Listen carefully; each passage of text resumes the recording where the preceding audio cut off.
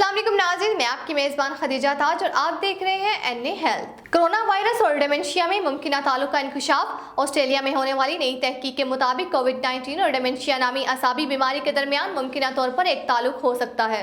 लोग जब corona virus की सेहत पर पड़ने वाले तवील मुद्दती असरात के मुतालिक सोचते हैं तो अक्सर अफराद का ख्याल तवील मुद्दत तक कोरोना का शिकार रहने की जानिब जाता है। ताहम ऑस्ट्रेलिया की ला ट्रोब यूनिवर्सिटी में होने वाली नई तहकीक में बताया गया है कि कोविड-19 और डेमेंशिया नामी असाबी बीमारी दरमियाने मुमकिन तौर पर एक खतरनाक ताल्लुक पाया गया है। ला ट्रोब यूनिवर्सिटी में की गई तहकीक में बताया गया है कि कोविड-19 की वजह से बनने वाले प्रोटीन ऐसे मरकबात में ढल सकते हैं जो अल्जाइमर की बीमारी में पाए जाते हैं। मजीद ये तहकीक करने वाले साइंसदानों ने बताया है कि ये बीमारी कुछ मुसलसल असाबी अलामात जैसे कि याददाश्त का धुंधला जाना वगैरह को मदद देती है, यानी तवील अरसा कोविड में मुब्तला रहने वाले मरीजों में अल्जाइमर की इलामात सामने आ सकती हैं। सनोबर के दरख्त में खून की कमी का इलाज दरियाफ्त। सनोबर के दरख्त से कशीद करदा एक छोटा मालिक्यूलर फौलाद को खुलियात और जिस्मानी अज़ा तक पहुंचाया सकता है। एनीमिया या खून में फौलाद की कमी इस प्रोटीन की नाकारगी की वजह से पैदा होती है जो फौलाद को लाद कर सारे अज़ू तक पहुंचाता है।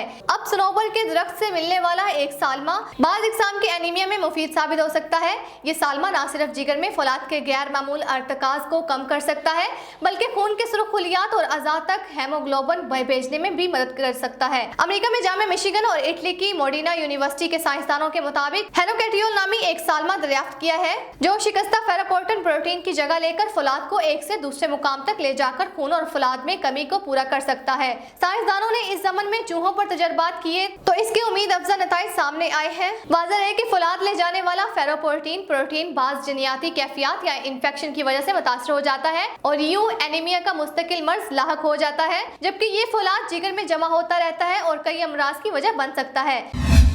जिस्म में दवा पहुंचाने वाला इंतहाई मुख्तसर मिली रोबोट तैयार। तस्वीर में दिखाई देने वाला मिली रोबोट खुश्की और माया में यकसा रफ्तार से हरकत कर सकता है। इंसानी जिस्म में खास मुकामात तक दवा पहुंचाने के लिए लाख जतन किए जा रहे हैं और अब इस ज़मन में कागज मोड़कर दिलचस्प अशकाल बनाने वाले जापानी फन और यगामी की तर्ज पर एक रोबोट बनाया गया है जो रोगों में दौड़ते हुए मखसूस मुकाम तक दवा पहुंचाना शफा बख्श सकता है। तजर्बाती तौर पर ये जमीन पर और मुख्तलिफ मायात पर तेजी से तैर सकता है और आगे बढ़ता रहता है। अगरचा गुज़िश्ता कई बरसे और यगामी तर्ज के रोबोट की तैयारी का जारी है, ताहम 8.7 मिलीलीटर जिसामत वाला ये मिली रोबोट खुश्की पर भी चल सकता है और अपने एतराफ में मकनातीस से आगे बढ़ता है। इसकी खास जियोमेट्रियाई शक्ल भी इसे आगे बढ़ने में मदद देती है और बहुत जल्द इसे इंसानी जिस्म में अद्विया पहुंचाने के लिए इस्तेमाल किया जा सकेगा। नेचर कम्युनिकेशन में शाया रिपोर्ट के मुताबिक ये रोबोट कदरे मुख्तलिफ है जिसे पॉलीप्रोपाइलिन की बारीक चादर से तैयार किया गया है। इसमें क्रेस्टिंग और यगामी टेक्निक इस्तेमाल की गई है जिसमें फोल्ड शुदा तकोनी अशकाल को इस तरह मोड़ और लपेटा जाता है कि दरमियान में एक घड़ा बन जाता है और पेंदे में इंतहाई बारीक मकनातीसी प्लेट लगाई गई है।